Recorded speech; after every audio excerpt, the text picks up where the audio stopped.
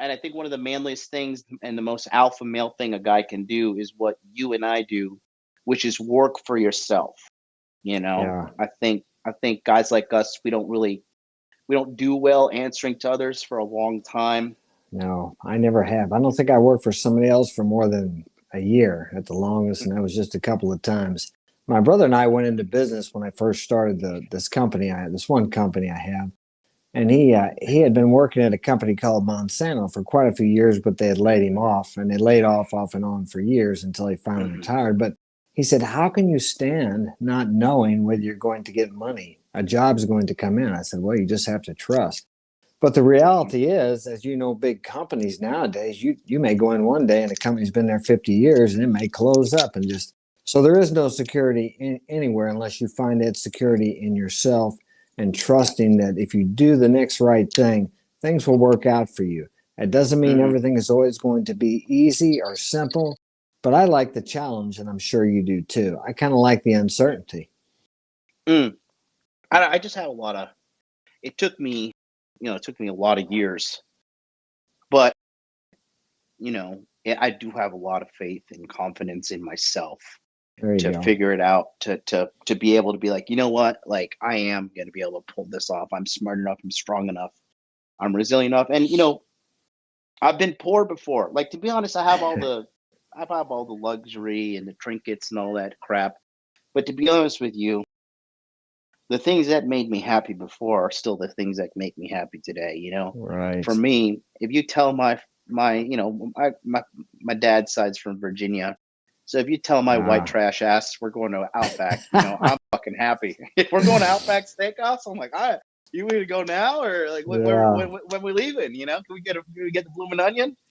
So yeah. I can live I can live simply, and quite frankly, as you get older, you just kind of like things simpler. I think you don't Right, need all the doodads and all that shit.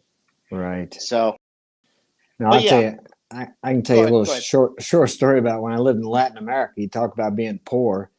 Oh yeah. We lived like the local natives lived. It was like we lived like on the base of a volcano mountain, and in the morning the farmers would go past our house with the mules, and there was fleas. They would fly off there and get on you.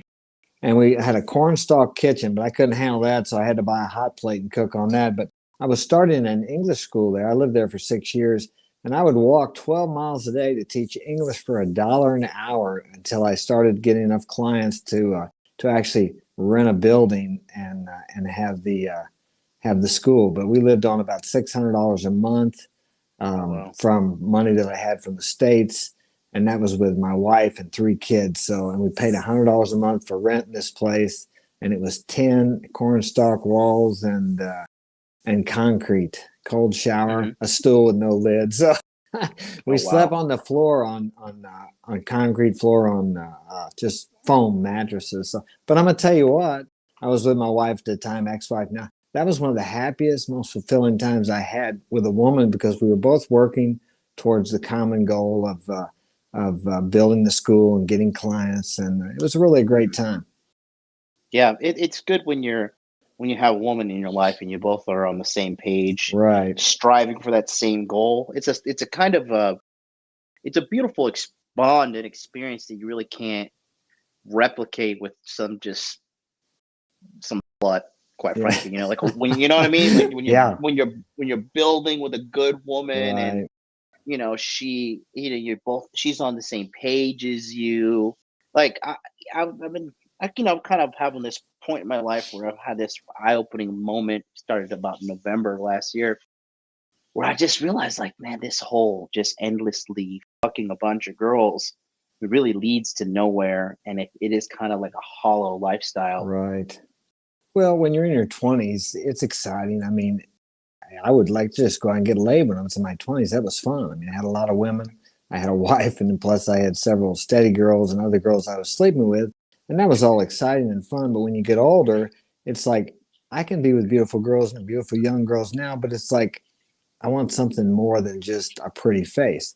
And as you know, nowadays, there's so many women that think that's all they need is a pretty face, pretty body. All they need to be is good looking.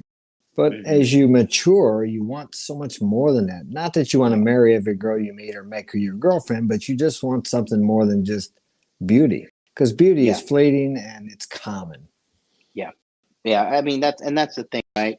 Nowadays, right? If a girl's beautiful, but if she's a dirt bag or she's like a piece of garbage or she's lazy or Yeah, she, lazy. got bad habits, smoking cigarettes, smoking weed, doing drugs, going out drinking and stuff.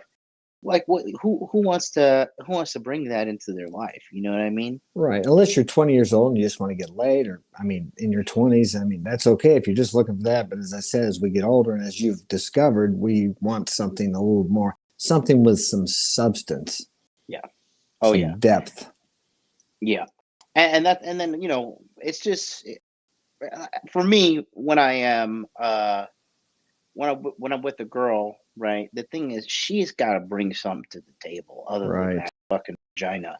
Yeah. You know what I Because mean? that gets old quick, doesn't it? That gets old real quick. I mean, I don't if care that's how all she's beautiful she bringing, is. Yeah. if that's all she's bringing to the table, it's going to be old, and I don't really care what anybody has to say about that.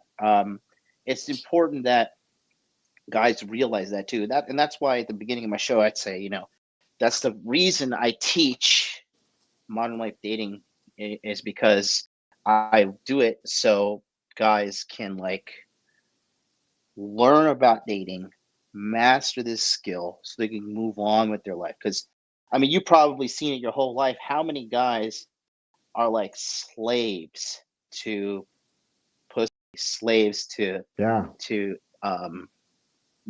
chasing pussy their whole life? Their Right. whole life. I mean, how many guys have you seen wasting their lives away doing that? Well, I'll tell you what, when I got the most was when I wasn't chasing it. It was when I was chasing either my boxing career, my triathlons, or something else. That's when they kind of, anytime I ever went out looking, we used to have dances here. We go out to a dance and the guys would say, oh, let's go hunting. In my early 20s, we never was able to do any good then. But if I was just out and doing my stuff, doing what I'm supposed to do, what I loved, then I had girls chasing me. And that's the way it works. But back to these young guys, what it's hard for them to realize, and I was young once too, is as we said, no matter how beautiful she is, after 3 or 6 months, you will get tired of that pussy, is what's going to happen. But it's hard for them Hmm. to understand that a man who has not had many women, they think, no, she's beautiful. I would never get tired of her. But you will if she doesn't have something of substance and some depth to offer.